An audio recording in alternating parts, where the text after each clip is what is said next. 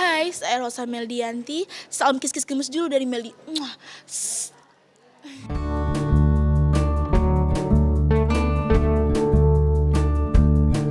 Di posisi seperti Melly saat ini tuh banyak banget yang pengen di posisi Melly, cuman susah untuk mendapatkan kesempatan itu. Jadi mungkin lebih banyak bersyukur dan senang sih. Kan Melly di salah satu akun YouTuber, pas ditanyain pernah nggak tertinggi tuh berapa, ditanyain sekali doang, itu kan cuma pernah, nggak mesti segitu. Jadi pemberitaan di luar sana salah ngartiin aja, dikiranya selalu segitu gitu, padahal enggak. Cuman waktu itu rate-nya itu ditanya paling tinggi seberapa, dan emang pernah mencapai angka itu gitu loh, tapi nggak setiap manggung segitu, enggak. Kisaran mungkin dari 30 sampai 80 lah kalau keluar kota. 200. Iya, pas itu di Jatim ya, di Jatim. Iya, kalau misalnya dislike emang selalu banyak dislike, dari sebelum-sebelumnya juga dislike-nya lebih banyak. Ya wajar lah, mungkin kan orang-orang kan yang kebanyakan kemakan berita dengan beritaan yang ada, dan di sini Meldi nggak bisa sepenuhnya menyalahin orang-orang yang nggak suka sama Meldi, karena kan di sini berita yang ada memang seperti itu, Meldi negatif, dan di sini adalah tugas Meldi gimana Meldi merubah dislike tersebut di single selanjutnya menjadi sebuah like. Itu aja sih. Karena kan memang bisa dilihat juga dari dulu foto Meldi, dari jadul Meldi sampai kata-kata yang buta hijau juga, terus SMA juga ada perubahan, karena kan setiap orang pasti mempunyai yang namanya puberti Meldi sendiri harus semaksimal mungkin. Dan mungkin kalau misalnya ditambah dengan Meldi yang semakin terkenal, semakin cantik, ya itu juga suatu pendukungnya juga. Kasarnya kan Meldi sekarang lebih banyak aktivitas di depan kamera. Gimana caranya Meldi memberi yang terbaik, itu aja sih. Meldi niatnya emang mau bikin konten juga sih, dari yang hal dibully, kenapa Meldi kok bisa setegar ini gitu kan. Orang mana sih yang dibully terus-terusan gitu loh, apalagi kebenaran yang terjadi tidak seperti itu. Di sini Meldi juga ngalamin casting sana sini berdua sama mama, terus gimana Meldi bisa bertemu dengan manajer Meldi yang sekarang, gimana Meldi ngalamin yang pernah ditipu uang dan lain-lain. Tapi di sini banyak pelajaran yang Meldi dapat. Kalau dengan tante, mungkin kenangannya setiap tante susah, setiap tante ada masalah selalu sama saya, selalu ada Meldi dari apapun itu. Kalau yang pas di penjara, dia sama kasus sebelumnya ada mama Meldi selama 3 bulan nemenin. Beliau ada kasus pajak, ada Meldi. Dia bertengkar sama suaminya, ada Meldi yang nemenin. Selalu ketika dia lagi ada masalah, selalu ada Meldi di sampingnya. Kalau untuk dengan Lebi sendiri, Lebi sama Meldi jarang komunikasi. Ketemu hanya pas lagi nggak sengaja ada acara keluarga, kayak gitu-gitu doang. Nggak terlalu intens yang deket-deket banget, enggak. Meldi kan sebelumnya jadi satu sama beliau, tinggal sama beliau. Meldi tuh udah main FTV. Meskipun Meldi perannya belum bagus banget. Kalau kemarin kan udah jadi peran utama. Kalau pertama-tama tuh cuma hanya peran-peran pelengkap aja kayak gitu kan.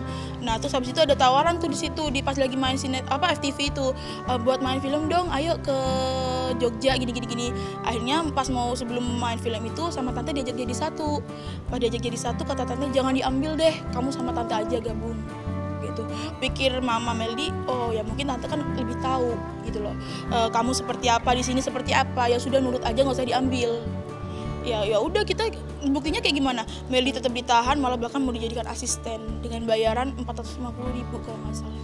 Tante saya bilang di tahun 2017, katanya kalau si Lebi ini katanya iri sama saya karena saya bisa masuk SMA Negeri 1 Jember yang favorit nomor 1, si Lebi tidak bisa, seperti itu.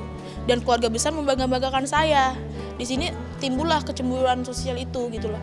Lah, tapi kalau misalnya cemburu hal seperti itu, saya juga udah mencoba menawarkan hal itu kok sama Lebi. Kamu mau masuk SMA, kan tua saya 2 tahun. Kamu mau masuk SMA yang saya tempati sekarang, ayo aku mau ajarin, dan dia menolak. Jadi jangan salahkan saya ketika dia tidak bisa masuk sekolah yang diidam-idamkan. Seperti itu aja sih. Maksudnya kalau saya pribadi dengan Lebi nggak ada masalah apapun itu. Tapi kalau mungkin dia yang seperti apa gimana, ya itu saya kembalikan kepada dia. Seperti dia ngeluarkan single lagu, saya kasih semangat tuh, kayak saya kasih support. Saya tidak pernah yang namanya nggak sok-sok nggak peduli, enggak.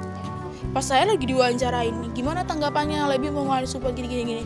Di sini saya ucapin ya buat Lebi, semangat untuk single barunya, selamat juga untuk single barunya, semoga melejit di dunia pendistribusian musik. Kita saling mendukung ya, kita sama-sama di dunia karir yang di entertain seperti ini. Itu aja sih kalau saya melempeng-lempeng aja Mbak, pasti dalam artian nggak cuma sama Lebi pun, sama semua orang pun saya akan biasa aja gitu. Saya nggak akan menuntut harus seperti ini, dan kalau misalnya saya juga dibilang minta-minta nih, saya selama tinggal sama dia nggak pernah saya namanya minta-minta. Saya nggak tega sendiri, Mbak, tahu kerjanya beliau seperti apa, saya mau minta-minta, nggak ada. Saya meskipun tinggal sama beliau mintanya sama ibu saya, jajan makan saya ibu saya yang makanin. Saya hanya tinggal karena diminta keluarga besar untuk tinggal sama beliau, karena sama-sama di Jakarta udah ditinggal jadi satu rumah, biar nggak omongan orang nggak yang di luar sana enak dengernya. Lebih didatangkan karena untuk menggiring opini publik bahwa ini loh Meldi ini ponakannya tidak punya sopan santun, makanya dia tidak saya keluarkan. Kalau lebih baik makanya saya keluarkan, seperti itu. Nah, jadinya orang-orang membandingkan saya dengan si Lebi, padahal tidak ada, asal mulanya tidak ada hubungan sangkut paut dengan si Lebi, tidak. Semua itu kembali kepada bukti. Sama halnya dengan Meldi yang diumumkan sebagai seorang tersangka, ramainya setengah mati. Suratnya ininya, DPO, katanya Meldi udah buronan dan lain-lain. Sampai sebenarnya jujur sedih. Siapa sih yang nggak sedih? Di sini Papa Meldi baru jujur kemarin. Jujur pas kamu dikabarin tersangka, Papa kaget. Meskipun Papa adalah seorang polisi, siapa sih yang nggak kaget anaknya seorang tersangka? Papa kaget, aduh gimana ya 3 bulan ke depan Meldi seperti apa ya, kayak gimana ya. Dan di sini dari tanggal 13 Desember yang diminta kan diminta Mbak tanggal 13 Desember untuk didamaikan seperti itu. Tapi tante saya menentang dan sambil nunjuk papa saya seperti itu kan. Dia naik ke kursi nunjuk papa saya, bilang kalau Meldi udah tersangka Mas sebelum saya dipanggil. Dia udah bisa berani seperti itu. Di sini saya kayak, ya Allah, kenapa orang tua saya ditunjuk seperti itu padahal dia adalah orang yang tertua dalam saudara. Di sini saya ada kesedihan tersendiri, dan di saat ini juga saya membalaskan itu semua dalam artian, ini loh Pak, Papa pernah ditunjukkan Pak karena Papa kepikiran aku tersangka. Ternyata dia yang salah. Dan seperti yang bisa dilihat juga, Meldi meskipun 4 bulan udah tersangka, tapi karena laporannya mungkin buktinya kurang cukup, masih menggantung gitu loh. Sedangkan beliau memang butuh proses yang lama untuk menjadikan seorang tersangka karena apa? Ini saya mendapatkan informasi ini dari pengacara saya. Karena apa? Karena memang bukti-bukti yang saya serahkan semua udah cukup dan beliau nggak bisa mengelak lagi seperti itu. Kadang ada rasa sedih Mbak, ada senangnya juga. Dalam artian senangnya kayak gini. Nih aku bisa buktiin kan, kita jangan main-main hukum deh. Kalau misalnya saling jelek-jelekan, kita sama saling menjelekkan kok. Tapi ngapain harus ada hukum untuk memberi pelajaran saya? Buat apa? Kalau jika memang dia menganggap saya seorang anak, datangi saya, temui ibu saya. Kan awal masalah kan dengan ibu saya. Dia menjelek-jelekan nama orang tua saya. Di sini saya hanya meluruskan tidak seperti itu yang terjadi. Kenapa beliau marah? Dan sekarang kalau misalnya dia tersangka nyalahin saya lagi. Dan mungkin sedihnya kayak begini. Kenapa harus sampai lapor-laporan sih? Jika masih banyak cara lain kayak gitu. Kenapa harus sampai harus tersangka? Jika apalagi nih saudara gitu. Itu sih sedihnya mungkin. Kalau kasus sendiri, Meldi kan ini sudah serahin ini semua kepada pengacara Meldi. Karena Meldi sendiri nggak pernah yang namanya ikut campur untuk masalah kasus hukum gitu kan. Mungkin kedepannya ya sama halnya seperti yang kemarin-kemarin, Meldi akan serahin ke pengacara Meldi dan ke papa Meldi seperti apa kelanjutannya. Jujur kalau damai, Meldi pribadi dengan tante saya sudah nggak ada apa-apa Mbak, udah bisa nyapa. Dalam artian dengan ibu saya aja udah berpelukan gitu kan. Terus habis itu dengan saya juga sempat video callan pas masih ada almarhum, di depan almarhum seperti itu. Kita lebih menyampaikan ego untuk berharap almarhum itu bisa sehat kembali seperti itu. Kita video callan baik-baik saja, tidak seperti ada apa-apa, itu aja sih. Mungkin ini yang lagi rame-ramenya karena hukum yang berlanjut ini, yang berjalan ini gitu loh, yang bikin ramai. Maka dari itu pelajaran untuk semua netizen atau siapapun yang menonton Meldi ini, jangan segampang itu untuk laporan, apalagi masih keluarga seperti itu. Karena kalau udah laporan itu berlanjut, kita susah loh untuk nggak segampang itu kan. Kalau misalnya kita gampang enak ngelapor-ngelaporin, secara nggak langsung kita mempermainkan seorang polisi. Ntar gampang bisa dicabut. Jangan nggak langsung kita mempermainkan polisi dong. Maka dari itu kalau misalnya kita masih bisa berdiskusi, memusyawarahkan itu semua, kenapa nggak kita musyawarahin dulu? Gini loh, biar nggak disangkut-sangkutkan pautkan dengan beliau lagi gitu. Biar apa yang saya lakukan, usaha yang saya lakukan tidak sia-sia, tidak dibilang dari beliau seperti itu. Padahal di sini meskipun ada bayang-bayang nama beliau, saya tetap usaha sendiri. Saya casting, saya kesini, saya rekaman sendiri, saya ini sendiri. Nggak pernah ada yang namanya pakai nama beliau. Nama beliau terbayang-bayang saja, malah itu memberatkan bagi saya. Tidak mengenakan. Lain ceritanya dengan mungkin ponakan satunya itu mengenakan, Mbak. gitu kan. Ya wajar kalau misalnya nih si lebih banyak job dan lain-lain karena ada beliau yang membawa. Sedangkan saya hanya ada dalam bayang-bayang beliau, tapi saya berdiri sendiri, saya usaha sendiri. Banyak orang yang bilang, wah lu enak ya pansos sama tante. Tidak, nggak ada yang menginginkan seperti ini. Kalau misalnya saya niat settingan dan lain-lain, nggak akan mengorbankan orang tua. Dalam artian sampai kakek saya meninggal loh. Dan ini nggak main-main, meninggal nggak akan kembali lagi. Lain ceritanya mungkin kalau orang masuk penjara bisa keluar lagi. Tapi kalau kakek saya sudah meninggal nggak akan balik lagi, Mbak. Di sini nggak mungkin dong, saya cucu apa kalau misalnya saya mengorbankan kakek saya. Di mana letak perasaan saya? Dan di sini kalau misalnya saya dibilang settingan, kenapa nggak saya keluarkan aja bukti-bukti yang saya punya? Seperti apa sebenarnya yang terjadi. Tapi di sini saya lebih menahan karena ibu saya selalu bilang, udah nak, sabar nak, sabar. Dan ini mungkin kesabaran ibu saya sudah habis. Akhirnya saya yang nge-up ini semua. Ya ibu saya yang terjadi sama bapak ibu saya tidak seperti itu. Ibu saya tidak minta-minta dengan kamu, papa saya tidak dibiayai dengan kamu. Seperti itu. Enggak sih, kalau joget emang Meldi hobi joget gitu loh. Karena gini, dari mama Meldi memang suka ngelatih joget, bahkan jogetan Meldi pun hampir sama dengan si tante gitu kan. Bisa ditunjukkan sendiri nih. Kalau misalnya saya dibilang tidak punya skill, kalau misalnya mau dibanding-bandingkan juga, saya dengan Lebi bisa dibandingkan dalam jogetan. Kita bisa ditantang kok jogetan. Di sini siapa yang mirip dengan tante saya jogetannya? Di sini saya bukan mau menyamakan, tapi jogetan saya dengan tante saya emang ada kemiripan karena gurunya cuma satu, yaitu ibu saya sendiri. Seperti itu. Jadi jangan dibuang-buang lah ibu saya yang ngajarin dari kecil, itu aja sih. Tidak untuk pamer apapun ya. Kalau misalnya pamer, apa juga sih yang dipamer? Semua juga punya pantat, semua juga punya badan. Ya kalau misalnya Meldi pamer, mungkin pamer ini aku bisa, tapi aku di sini lebih ke nyemangatin seseorang. Kadang ada orang yang minder nih, apa iya aku bisa kurus, apa iya aku bisa ini. Enggak, kita nggak boleh menentukan kurus gendut, semua bisa goyang, harus mau kalau misalnya kita percaya diri. Kita bisa cantik kalau kita punya niatan, seperti itu sih. Kayak Meldi nih, awal kenapa Meldi bisa terkenalnya dengan Meldi Mendesis.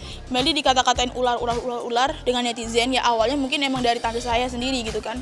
Netizen ngatain, dasar lu ular, pulang. Kalau misal Meldi ikutin kesel, nggak akan ada habisnya. Meldi kalah dong dengan mereka semua.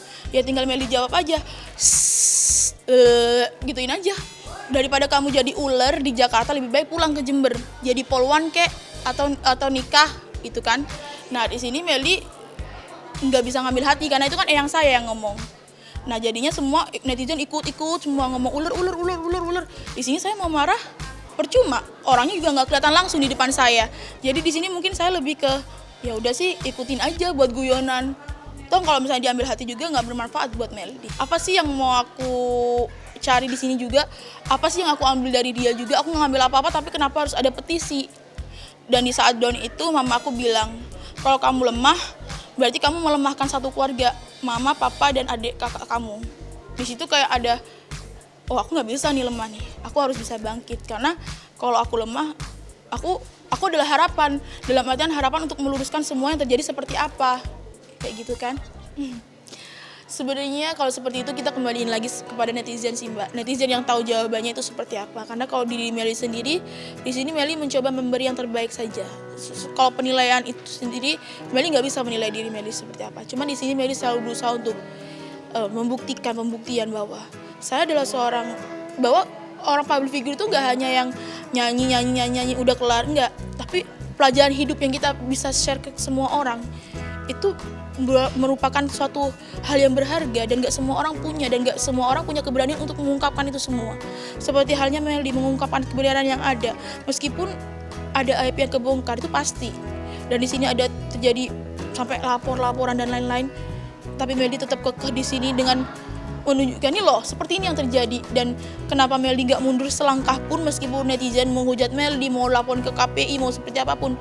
Karena Meldi yakin ketika doa seorang ibu, dan di sini memang Meldi melakukan kebenaran, gak akan ada bisa yang melarang apapun itu. Walau satu dunia nolak pun, kalau ibu saya berkata iya, ridho ibu itu ridhonya Allah juga. Jadi saya hanya menyandarkan semuanya ini kepada Allah dan kepada ibu saya. Karena saya yakin ketika saya mendirikan sesuatu dan itu benar, pasti ada jalannya. Dan itu yang saya ingin bagikan kepada netizen-netizen di rumah, karena banyak banget tingkat bunuh diri, depresi hanya karena bulian di sini, dan orang kadang nggak tahu cara mengatasi bulian itu seperti apa. Dan di sini waktunya Meldi, masanya Meldi untuk mengungkapkan itu semua. Makanya Medi di sini punya hak untuk, ya saya pantas untuk menjadi seorang public figure, kenapa tidak? Saya punya banyak-banyak pengalaman yang mungkin kamu tidak akan kuat di posisi saya.